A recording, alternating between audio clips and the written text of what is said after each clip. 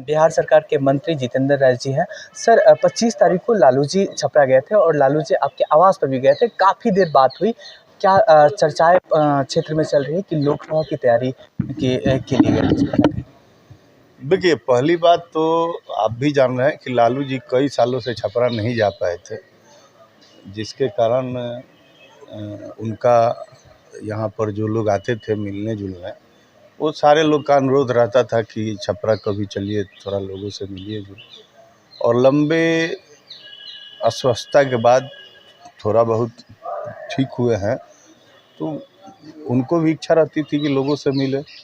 तो वो तो सोनपुर से ही आपको हर बाज़ार पर तमाम लोगों से मिलते जुलते हम लोग राजद कार्यालय पहुँचे, वहाँ से फिर सर्किट हाउस पहुँचे, वहाँ भी लोगों से मिलने का काम किए। और आते समय में तो हमारे पिताजी जब थे विधायक, तब से हमारे घर आना जाना रहता है।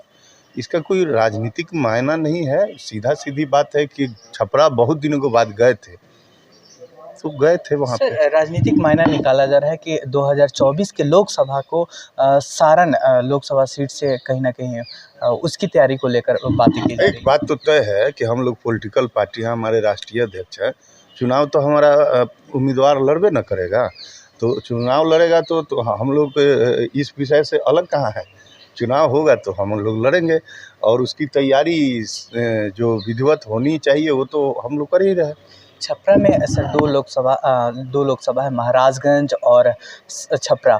उसमें सर विकास के अंतर देखा जाए तो कौन से लोकसभा सीट पर ज़्यादा विकास हुई? दोनों जगह बीजेपी के सांसद हैं सर। देखिए, आप अगर बात करेंगे तो भारतीय जनता पार्टी के द्वारा तो हमको नहीं लगता है कि कोई ऐसा काम किया गया है। एक काम जो छपरा पटना रोड है तो कई वर्षों से बन रहा है, आपके सामने है।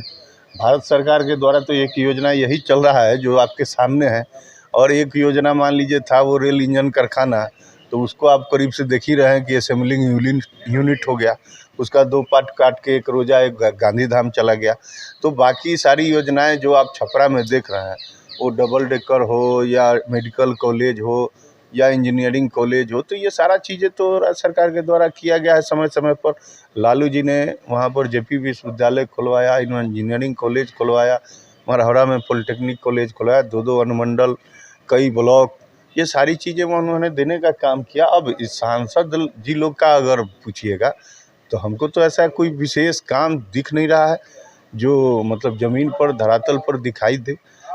सर वहाँ के छपरा के सांसद राजू प्रताप रूडी जी और आप एक रोड का पास शिलान्यास शायद गड़खा में हुआ था बाईपास को लेकर, कई बार वो बोलेंगे सेंट्रल गवर्नमेंट बना रही है, आप बिहार गवर्नमेंट की बातें, ऐसे कई बार मीडिया में चर्चा चली है, इसकी क्या सच्चाई है सर? देखिए, एक बात तो तय है कि भारत, आप भी जानते हैं कि पूरे देश के जितने राज्य हैं, सारे राज्यों को भारत सरकार का हिस्सा मिलता है नीति आयोग के तहत। तो जो हिस्सा मिलता है तो राज्य सरकार को भी मिलता है, बिहार सरकार को भी मिलता है।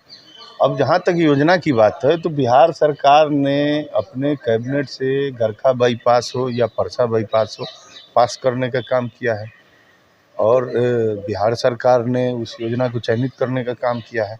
तो अब कौन क्या बोलता है ये तो हम नहीं जानते हैं, लेकिन ये बात तो तय है कि बिहार सरकार ने उसको कैबिनेट से स्वीकृति देके उसको आदेश किया है बनाने का।